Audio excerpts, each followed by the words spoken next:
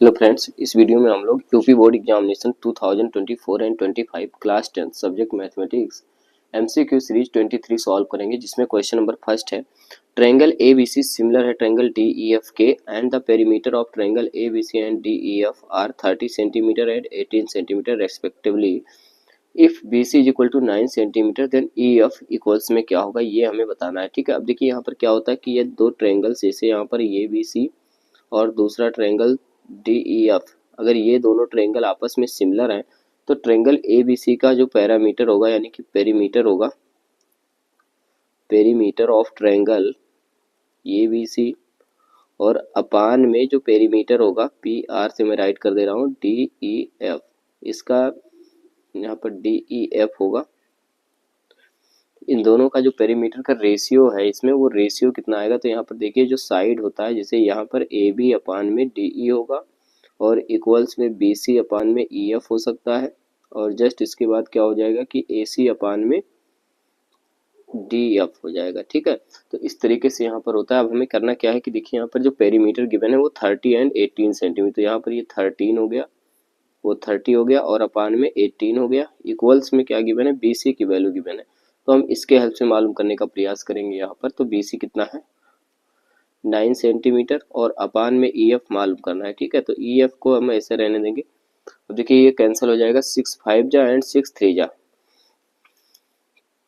इसको इस तरह मल्टीप्लाई कर देंगे तो यहाँ पर आ जाएगा, इसको इस साइड में यानी 5 ई एफ इक्वल्स में 9 3 जा 27, ये हो जाएगा। जस्ट इसके बाद हम इसको थोड़ा और सिंप्लीफाई करेंगे तो 27 अपान में 5, और 5 से इसको मल्टीप्लाई कर देंगे, 5 5 जा 25 और 2 यानी 5.4 सेंटीमीटर आ जाएगा ई एफ की वैल्यू। ठीक है, तो इस तरीके से यहाँ पर जो ई एफ आ गया, ई एफ की वैल्यू 5.4 सेंटीमीटर आ गया, जो कि ऑप्शन नंबर कौन सा होगा इसमें, तो ऑप्शन नंबर यहाँ पर देखिए तो ऑप्शन नंबर बी जो है ये करेक्ट ऑप्शन होगा, क्योंकि यहाँ पर 5.4 सेंटीमीटर राइट किया गया है।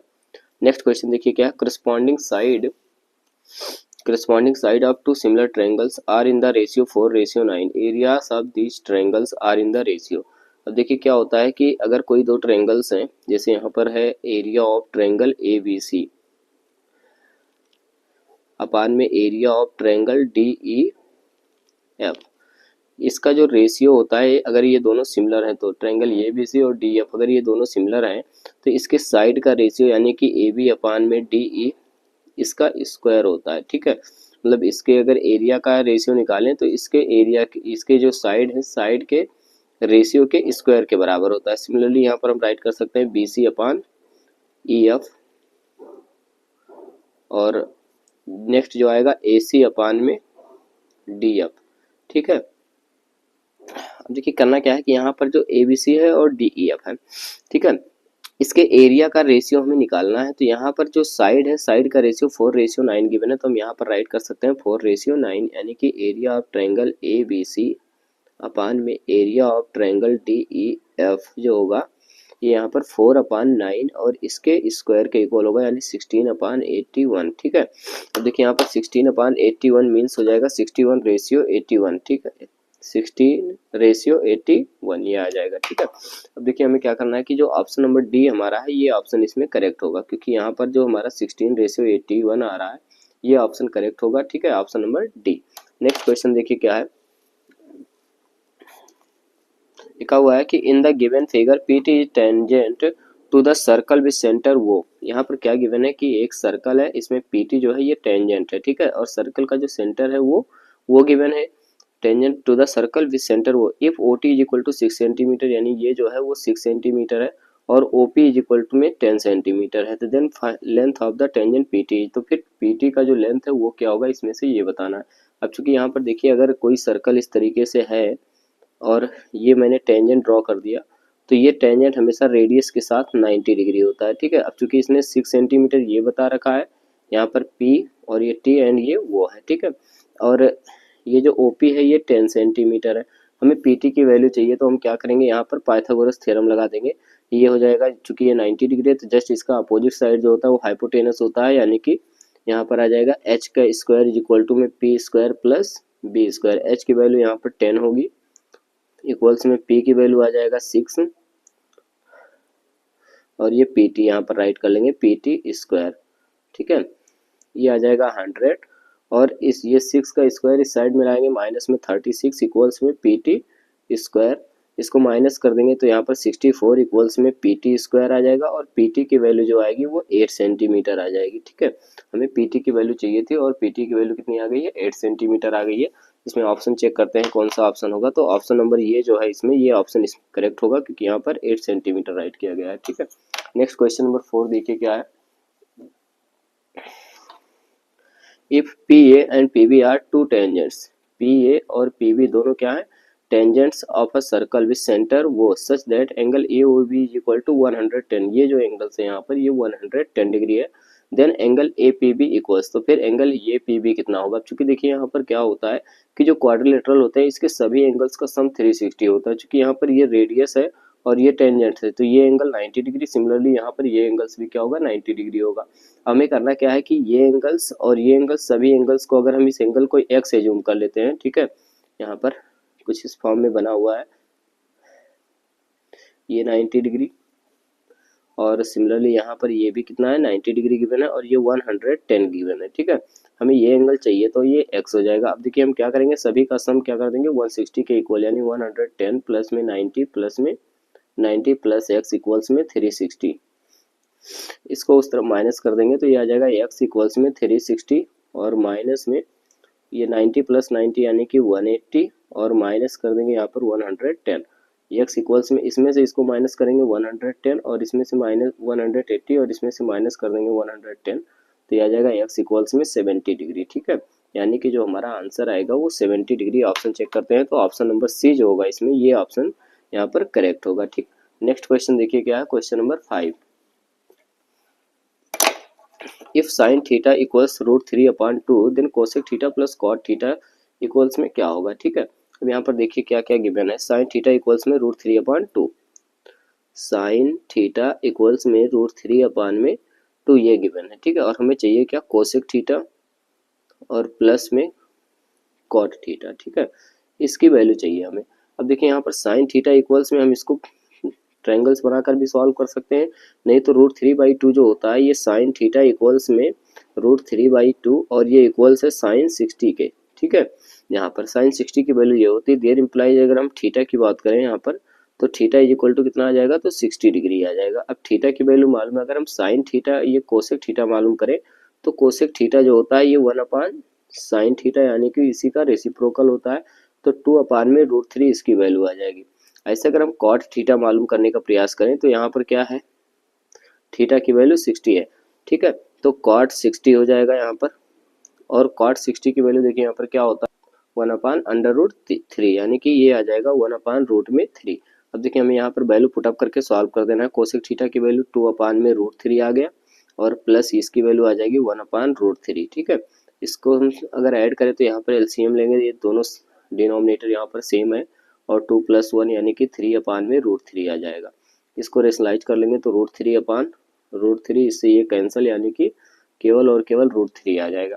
देखिए यहाँ पर ऑप्शन चेक करते हैं कौन सा ऑप्शन है, तो यहाँ पर ऑप्शन नंबर डी हमें दिख रहा है कि रूट में 3 लिखा हुआ है, तो ये ऑप्शन इसमें करेक्ट होगा। ठीक है, नेक्स्ट क्वेश्चन देखिए क्या है, क्वेश्चन नंबर 6।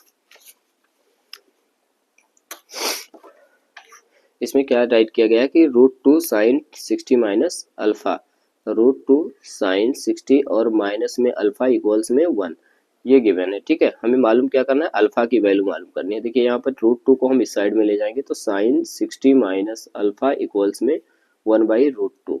ठीक है, अब sin 60 माइनस अल्फा इक्वल्स में ये जो वैल्यू है 1/√2 ये sin 45 की वैल्यू होती है, तो यहाँ पर sin 45 राइट कर लेंगे। अब यहाँ पर देखिए साइन और साइन आपस में कैंसिल हो जाएगा और ये हो जाएगा 60 माइनस में अल्फा इक्वल्स में 45। यहाँ से हम 45 को इस साइड में ले आएंगे, अल्फा को उस साइड में कर देंगे तो 60 माइनस 45 इक्वल्स में अल्फा और ये 15 डिग्री आ जाएगा अल्फा की वैल्यू। ठीक है, अब देखिए ऑप्शन चेक करते हैं तो यहाँ पर कौन सा ऑप्शन करेक्ट होगा, तो ऑप्शन नंबर ये हमें दिख रहा है जिसमें 15 लिखा हुआ है, तो ये ऑप्शन इसमें करेक्ट होगा। ठीक है, यानी कि जो ऑप्शन नंबर इसमें कौन सा है, ऑप्शन नंबर ये है, ये ऑप्शन इसमें करेक्ट है। ठीक है, नेक्स्ट क्वेश्चन नंबर 7 देखिए क्या है, क्वेश्चन नंबर 7 जो है, इफ x tan 45 इंटू में cos 60 इक्वल्स में sin 60 and cot 60 then x equals में क्या होगा। ठीक है, x की वैल्यू निकालनी है इसमें, तो x tan 45 और इनटू में क्या राइट है, तो cos 60 इक्वल्स में sin 60 इनटू में cot 60, ठीक है। अब देखिए tan 45 x equals multiplied by tan 45 की बात करें तो इसकी वैल्यू 1 होती है, इनटू में cos 60 यानी कि √3 बाई, नहीं यहाँ पर 1/2 हो जाएगा, cos 60 की वैल्यू जो होती है 1/2 होती है, sin 60 की वैल्यू √3/2 हो जाएगा, और इंटू cot 60 की वैल्यू कितनी होगी, तो 1/√3 हो जाएगा, ठीक है। देखिए यहाँ पर इससे ये कैंसिल हो जाएगा और 2 से 2 कैंसिल हो गया, यानी x की वैल्यू जो आएगी वो 1 आएगी, ठीक है। देखिए यहाँ पर ऑप्शन कौन सा होगा, तो ऑप्शन नंबर ये जो है इसी में क्या है, x की वैल्यू 1 गिवन है, इसलिए ऑप्शन नंबर ये जो होगा ये करेक्ट होगा, ठीक। नेक्स्ट क्वेश्चन नंबर 8 देखिए क्या है यहाँ पर, the diameter of wheel is 84 centimetre, ठीक है। एक व्हील है जी, व्हील है जिसकी जो डायमीटर है वो कितना 84 centimetre, how many revolution will it make to cover 792 metre, इतना मीटर को कवर करने में कितने रिवोल्यूशन कवर करेगा, तो ये हमें मालूम करना है, ठीक है। अब देखिए क्या करेंगे हम, इसका सरकमफ्रेंस जो व्हील हमारा होता है वो सर्कल के शेप में होता है, ठीक है, तो हम इसका क्या मालूम करेंगे, सरकमफ्रेंस, और उसी सरकमफ्रेंस से इसको डिवाइड कर देंगे, ठीक है। अब यहाँ पर चूंकि डायमीटर गिवन है तो रेडियस मालूम कर सकते हैं, r इज इक्वल टू 84 अपान में 2 यानी कि 4, और ये 2 सेंटीमीटर आ जाएगा, और ये वैल्यू पुटअप करेंगे 2 पाई r होता क्या है, सरकमफ्रेंस ऑफ सर्कल, यानी 2 मल्टीप्लाइड बाई 22 अपान में 7, और r की वैल्यू 42, 7 से इसको डिवाइड कर देंगे 6 आ जाएगा, और 12 से इसको मल्टीप्लाई करेंगे, 6 2 जा 12 एंड 12 2 जा 24 यानी कि 4, और ये 26 ये आ जाएगा, ठीक है। इसी से हमें क्या करना है, ये 792 को डिवाइड कर देना है, 792 इसे डिवाइड करेंगे 264 से, ठीक है। अगर हम चेक करें तो यहाँ पर कितने टाइम से जाएगा, इसमें एक पॉइंट और ध्यान देंगे, चूंकि यहाँ पर ये मीटर में गिवन है और ये हमारा जो है वो सेंटीमीटर में है, ठीक है, तो हम इसको सेंटीमीटर में चेंज कर लेंगे या फिर इसे मीटर में चेंज कर लेंगे, तो 792 को हम सेंटीमीटर में चेंज करेंगे, अगर सेंटीमीटर में चेंज करेंगे तो 100 से मल्टीप्लाई करना पड़ेगा। अब इससे इसको हम सॉल्व करते हैं, देखिए यहाँ पर अगर हम 3 टाइम्स ले जाएँ तो कैंसिल हो जाएगा, इसको ये 3 टाइम्स में कैंसिल हो जाएगा, क्योंकि 3 4 जा 12 और 3 6 जा 18 और एक 9 और 3 2 जा 6 और ये 7, ठीक है, यानी 3 टाइम्स में कैंसिल हो रहा है, तो ये आ जाएगा 300, ठीक है, टोटल 300 रिवोल्यूशन होगा, तो यहाँ पर ऑप्शन जो है वो ऑप्शन नंबर सी इसमें करेक्ट होगा, ठीक है। नेक्स्ट क्वेश्चन देखिए क्या है, क्वेश्चन नंबर 9, ठीक है। अब चूंकि इसमें जो क्वेश्चन नंबर 9 है ये क्या कह रहा है कि the area of sector of circle with radius R making an angle of x degree at the centre is, ठीक है। देखिए क्वेश्चन में फार्मूला क्या होता है कि ये अगर हमारा सर्कल है और ये सेक्टर है जिसका रेडियस r और ये थीटा है, तो इस एरिया के लिए क्या बात की जाती है कि थीटा अपान 360 और इंटू में पाई r स्क्वायर, ठीक है। अब चूंकि इस बार एंगल जो गिवन है वो x गिवन है, यानी कि x अपान 360 और multiplied by pi r square, ये ऑप्शन में जहां भी दिखेगा वही ऑप्शन हमारा क्या होगा, करेक्ट होगा। तो चूंकि ऑप्शन देखिए यहाँ पर क्या है, x अपान 180 है, 2 से डिवाइड कर देंगे तो 90 हो जाएगा, यानी ये भी नहीं है।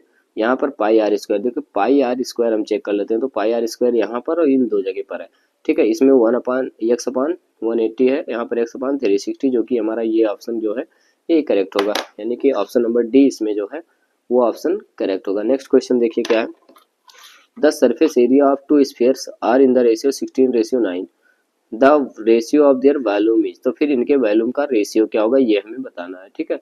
अब देखिए क्या होगा कि जो सरफेस एरिया है यानी A1 अपान A2, इसका जो रेशियो गिवन है वो कितना गिवन है यहाँ पर, तो 16:9, ये 16 अपान में 9, यहाँ पर फार्मूला यूज करेंगे 4 पाई R1 स्क्वायर अपान में 4 पाई R2 स्क्वायर इक्वल में 16 अपान 9 हो जाएगा, इससे ये कैंसल, और R1 और R2 इसकी वैल्यू अगर निकालें तो R1 अपान R2 इक्वल्स में 4 अपान 3 आ जाएगा, ठीक है। अब चूंकि हमें निकालना क्या है, रेशियो ऑफ देयर वैल्यूम, तो वैल्यूम के लिए क्या होता है 4 अपान 3 पाई R1 क्यूब अपान में 4 अपान 3 पाई R2 क्यूब, ठीक है। अब इसको सॉल्व कर लेते हैं, इससे ये कैंसिल हो जाएगा, यानी R1 अपान R2 होल क्यूब, R1 की वैल्यू यहाँ पर क्या है 4 है और अपान में क्या है 3, ठीक है, तो इसका क्यूब करेंगे तो ये आ जाएगा 64 अपान में 27, यानी कि 64 रेशियो 27 आ जाएगा यहाँ पर। अब देखिए यहाँ पर 64 रेशियो 27, यानी कि जो ऑप्शन होगा ऑप्शन नंबर ये इसमें करेक्ट होगा, ठीक है। तो इस प्रकार से हमारा जो MCQ सीरीज 23 है ये कंप्लीट होता है।